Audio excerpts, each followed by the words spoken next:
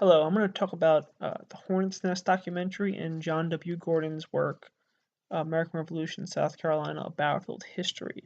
So, first, the Hornet's Nest. It was really a great documentary, concise history of the Southern theater of war. It started really with the political and military reasons for shifting the battle from the north to the south.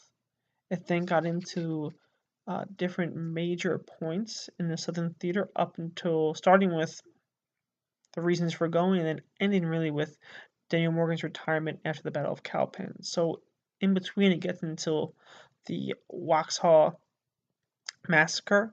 It also talks about the British ultimatum given that makes neutral parties choose between loyalists and patriots.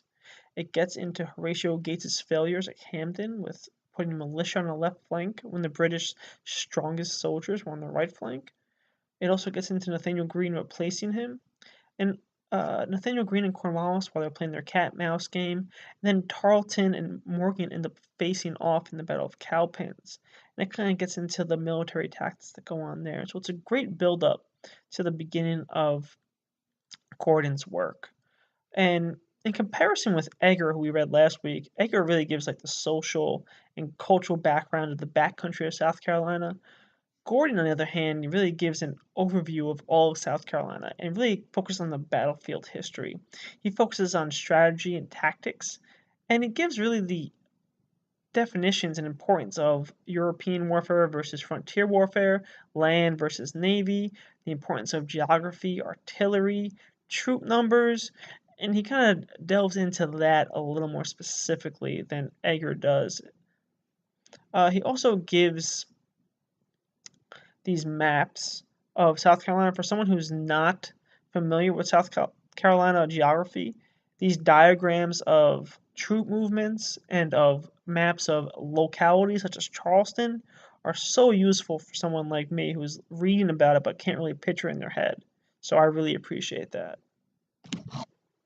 He also gets into a little bit of the, even if it's only for like 6, 7 pages, he gets into post Battle of Yorktown, which you don't really see a lot. So he gives uh, backcountry battles of the massacre at Clouds Creek and Hayes Station. It gets into even into low country with Wambaugh Bridge and Chehall Point going up until August of 1782, and you don't really see that a lot.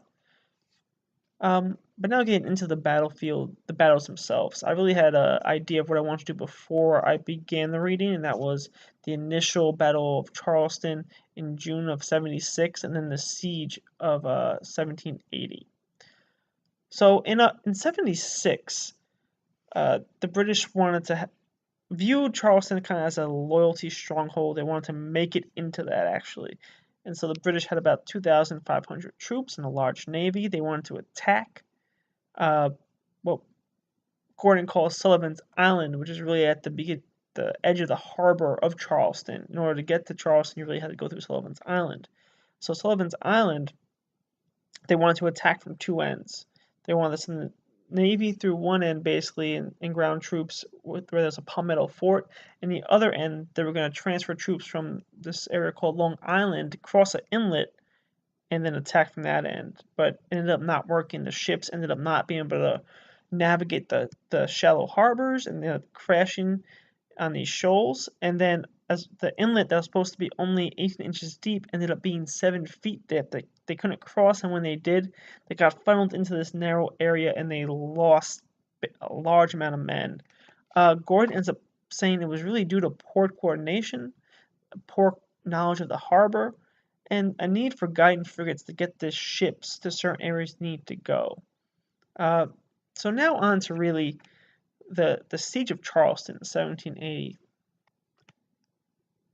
So by this time, going into 1780, the British had a more knowledgeable uh, idea of everything. They had a view of the physical terrain. They by through reconnaissance missions, and they also knew had a different plan. They weren't going to attack almost like a full frontal attack through the harbor. They were going to attack around the land area of Charleston. So they were going to send troops up through the south, crossing these little creeks and inlets, and getting around the back of them. Ended up being a lot more successful. So while these land troops were traveling up from the south to the backside of Charleston, the British Navy was going to blockade Charleston through the harbor. Now, it was this guy, Abraham Whipple's job to block them from getting into the harbor at all, and if they got there, to block them from getting to the city. Ben Lincoln saw this, and he didn't want to really keep the troops in, but he had 2,500 men, almost 3,000 troops less than the British had. And he didn't really have any land fortifications. So he had to build all these earth mounds and earth walls and ditches. Abe Whipple failed at his job. They got through the harbor. The British got through the back, crossed at night, uh, basically outflanked Lincoln, got down to Charleston, and really bombarded them, and ended up 1 month and 10 days into the siege, this European-style siege, actually made them surrender. A great part of this that I really found interesting was really when Clinton had to cross this Tidal Creek, and Lincoln knew where he was supposed to go. So Clinton, being a real genius commander, I guess, moves up 4 miles to the north, crosses the creek there, and outflanks them. Then is able to come down completely on the land side of Charleston and really just start the bombardment of Charleston. And at the same time, the British naval troops don't stop and attack the Palmetto Fort like they had last time. They sail right past through the better navigation of the harbors and are able just to take over the harbor. And Gordon says when the troops looked out over the harbor, all they saw was a sea of British flags. So it must have been real demoralizing to the troops. So overall, this was really a great book, and it even gets into a little more after that. But really, that's the beginning to the end of Charleston.